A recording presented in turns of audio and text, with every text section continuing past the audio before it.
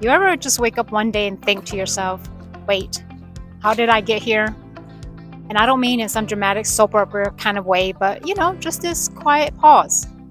You're looking at your life, the job, the calendar, the inbox, the dreaded inbox, and everything technically looks fine, but something inside of you feels like it's vanishing.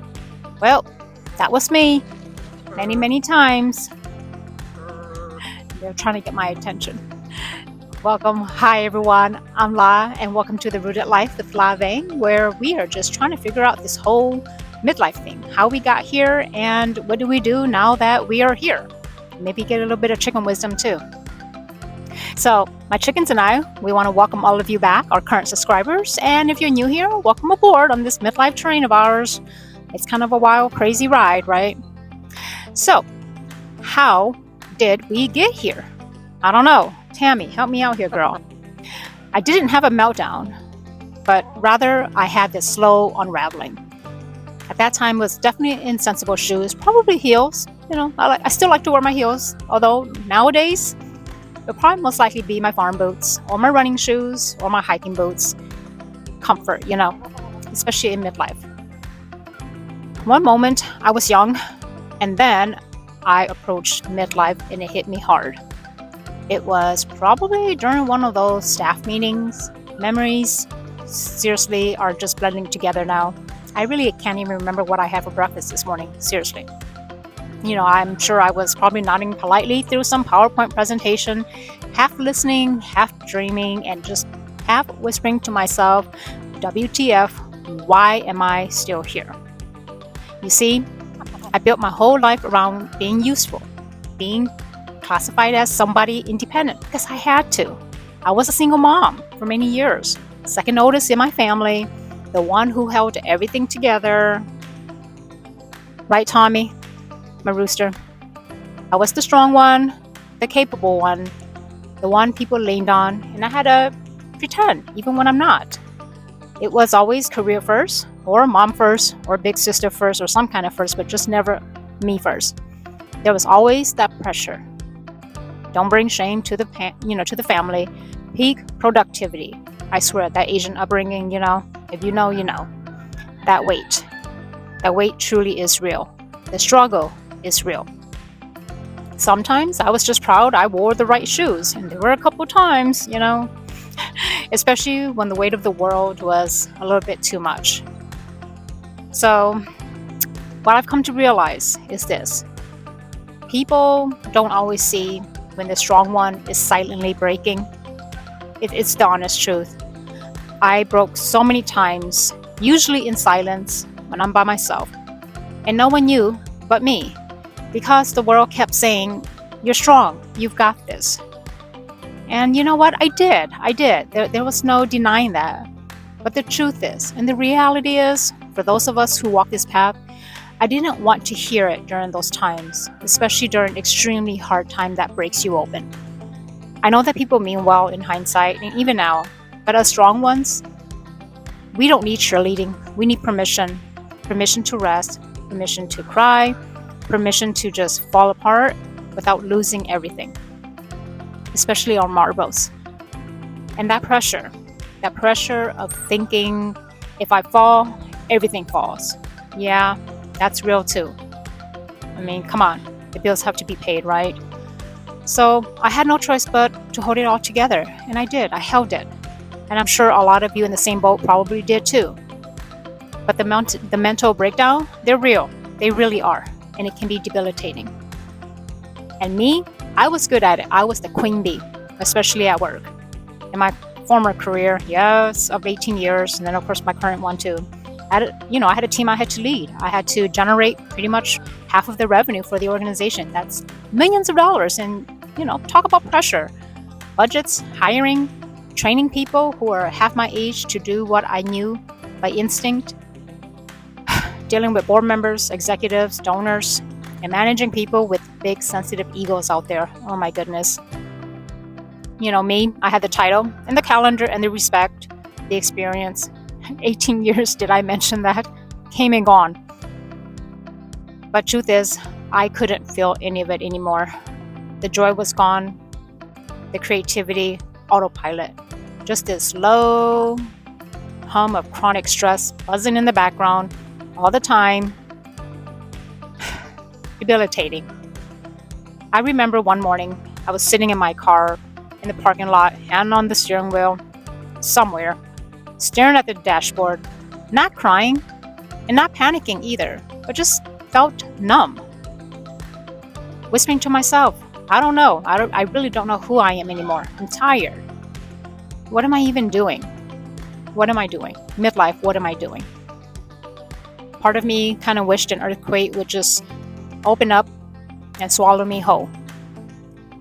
You know that feeling of wanting to just disappear from the world, disappear, start a whole new life somewhere, but you really can't because responsibility and adulting. But here's what I know now. I hadn't stopped really being someone. I actually forgot who I was. I stopped being me because hustle culture is real.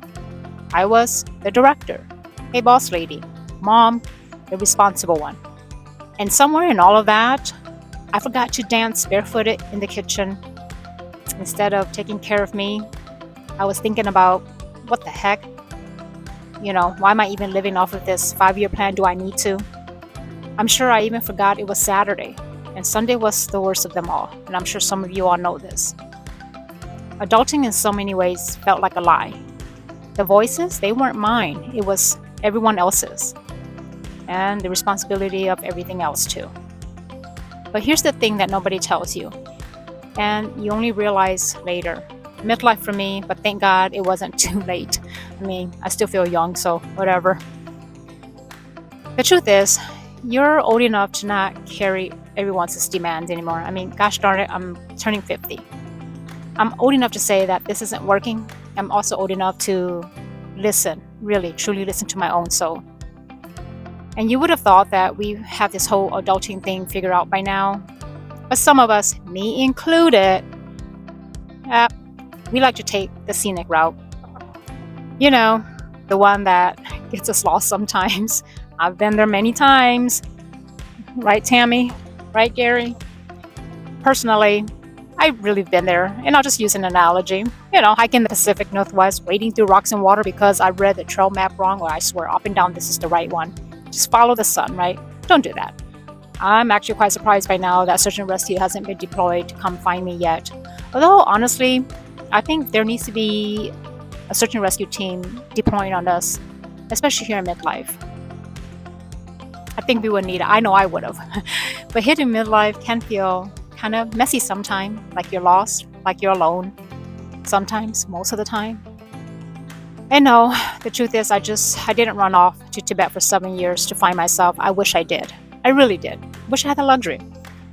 But I did stand over the kitchen sink doing dishes because nobody wants to bother you. And nobody truly wants to bother me when I'm doing chores, especially my kids, because most of the time it's because they don't want to get roped into it. Even the husband. That was just my Tibet. Maybe not 7 years, but 7 minutes. It's my quiet place to fall apart without interruption. And sometimes that's really all I can get. And that's okay. That's really okay. Sometimes we realize that we've been silenced for too long, that we've abandoned the core of who we are. Sad, but it's true. But when we give ourselves that permission, though, to unravel and to begin to redefine who we are, well, and with just a little bit of time and love, we actually soften. I know I have. I'm still strong-willed. I'm still passionate about life, what I'm doing. Still a little bit type A, that probably won't change too much. But now I actually cry easier. I take up space without apologizing. I've learned to lean on people. I still struggle asking for help, but I'm learning. I'm a work in progress, right? Because you never get there. That's the one thing about midlife I learned. And I know that I'm still becoming. For crying out loud, I became a chicken mama in midlife. Who does that? Who does that? But here I am in all my glory. And who knows what will come next, right? Maybe I'll be this middle-aged woman. Am I going to be 60? Is that middle-aged when I turn 60? I don't know. But I'll just say middle-aged woman who drives across country in a van life. That's actually kind of fascinating, but I better make sure I get to go hike. And it does really sound kind of fun. So let me just ask you this. Really, who are you when you're not performing? When you have a moment to just step back, be silent. And I mean, not for your work, not your boss or your team, not even for your partner or your kids or your pets. And you're not under the pressure of being the strong one. Just you. Who are you? The real you. Maybe you're a chicken mama? I don't know. Welcome to the club. Let's talk. But underneath the titles, underneath all the doing, and underneath the bare face, no makeup. Okay, all right, no makeup, but seriously though, at this age, we need sunscreen. I'm telling you, game changer. But you know, midlife. So yes, if nothing else, sunscreen is a must, all right? So drop a comment if you've ever felt like your identity was wrapped up in your work, or your reputation, or what people expected of you. So tell me what you're unbecoming. Who are you trying to be? Who do you want to be? And tell me what version of you is finally coming home to you. Because girl, my friend, you're not starting over. That's the beauty of midlife, that we're all starting from at least some kind of wisdom. Something. Even if it means unraveling a little at first. Just know that I see you.